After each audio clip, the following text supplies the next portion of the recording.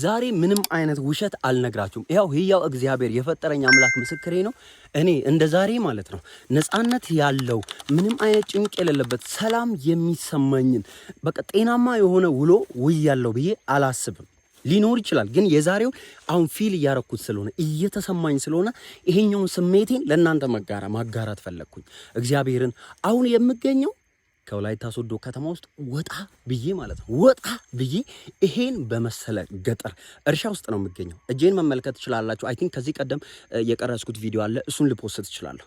አሁን የምገኘው ሰላም ያለበት ምንም አይነት ጭንቀት የሌለበት ጩኸት ጫጫታ የሌለበት እረፍት ያለበት እውነት ማለት ተፈጥሮን በማየት ብቻ ፈጣሪ አምላኬን ያሰብኩበት በቃ ደስተኛ የሆንኩበት ቦታ ላይ ነው የሚገኘው። ስለዚህ አንድ ነገር መጣልኝ። ጭንቀታችን፣ ጩኸታችን፣ ይሄ ሰላም ማጣታችን እንዳልተወደደን ማንም እንደሌለን ማንም እንደማይወደን የሚሰማን ወደዛ አይነት ጭንቀት የምንገባበት ወይም እዛ ጭንቀት ውስጥ የምንገባበት ዋናው ሪዝን ብዬ ያሰብኩት ምን እንደሆነ ታውቃላችሁ? ውሏችን ነው።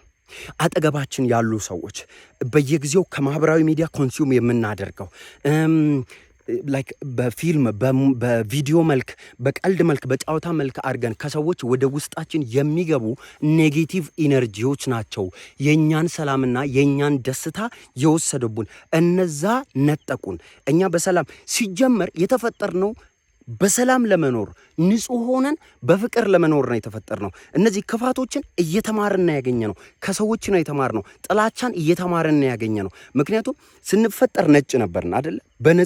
በንጹህነት መጣን። ያንን ምን አደረግን? ከሰዎች ተማርን፣ ወሰድን፣ ቀሰምን፣ አየን። እኛም ወደ ኔጌቲቭ ውስጥ ገባን ማለት ነው። ስለዚህ በሰላም መኖር ይቻላል፣ በጤና መኖር ይቻላል። እግዚአብሔርን እያመሰግንን ተፈጥሮን እያመሰግንን በሰላም መኖር ይቻላል። ዋት ኢዝ ዩር ፖይንት? ምን አስበህ ነው ይህን ቪዲዮ በማየታችን ምን እንድንጠቀም ነው የነገርከን ካላችሁኝ ማለት ነው አንድ መልእክት ላስተላልፍላችሁ። ይህን ቪዲዮ ከተመለከታችሁ በኋላ ውሏችሁን ቀይሩ።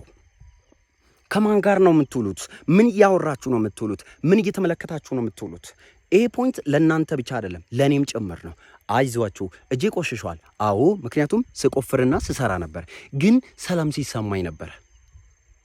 በአካሌ ደክሜ ሊሆን ይችላል፣ ግን አእምሮዬ የምር ንጹህ ነው ማለት እንደዚህ አይነት አረንጓዴ ቦታ ስመለከት ሰላም ሲሰማኝ ነበር። ሰላም ሰላም ሰላም ቦለለለለለለል የሚል ሰላም፣ በቃ የሚፍለቀለቅ ሰላም ከውስጤ እግዚአብሔርን ውስጤ መጀመሪያ ለካ ሰላም ነበር የሚደፈርሰው ከውጪ በሚገባው ከውጪ በማገኘው ከውጪ በምቀምሰው ከሰዎችም ይሁን ከማያቸው ነገሮች ይሁን በዙሪያዬ ካሉ ከጓደኞቼም ይሁን ከማገኘው ነገር ነው እንደዚህ አይነት ጭንቅ ውስጥ እየገባው የመጣሁት ማለት ነው። ስለዚህ አንድ ነገር መናገር እፈልጋለሁ። ውሏችንን ላይ ትኩረት እናድርግ። ወደ ውስጣችን በምናስገባው ነገር ላይ ትኩረት እናድርግ። ከዛ በኋላ የተፈጠርነው በሰላም ለመኖር ነው። የተፈጠርነው ከሰዎች ጋር በደስተኛነት ለመኖር በፍቅር ለመኖር ንጹህ ሆነን ነው የተፈጠርነው። ስለዚህ ውሏችንን እናስተካክል።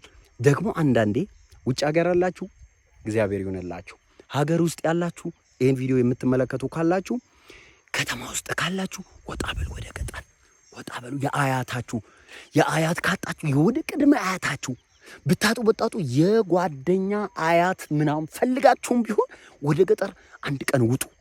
ወጣ ብላችሁ ዋሉ። እግዚአብሔርን ማለት የምራኝ ነው የምናገረው፣ እግዚአብሔርን ነው የምናገረው። በቃ ወጣ በሉ። ከዛ ሰላም ይሰማችኋል፣ ከዛ ደስታ ይሰማችኋል፣ ውስጣችሁ ፍሽታ ይሰማችኋል። እና እግዚአብሔር ከናንተ ጋር ይሁን። እኔ በጣም ነው ደስ ያለኝ። ስለዚህ እኔ የተሰማኝ ደስታ ለናንተም እንዲሰማችሁ እፈልጋለሁ። ዛሬ በጣም ደስ ነው ያለኝ። እግዚአብሔርን አስቡ። አሁን አካባቢው ይሄ ነው ኦሬዲ ማለት ነው። አካባቢው ይሄ ነው። ተመልከቱ። እና ኦሬዲ አሁን ስለመሸ ከዚህ አካባቢ እኔ መውጣት አለብን፣ ሰዎች ውጪ ስለሚጠብቁኝ ማለት ነው። በጣም ደስ ብሎኛል። ቆንጆ ቀን ያሳለፍኩት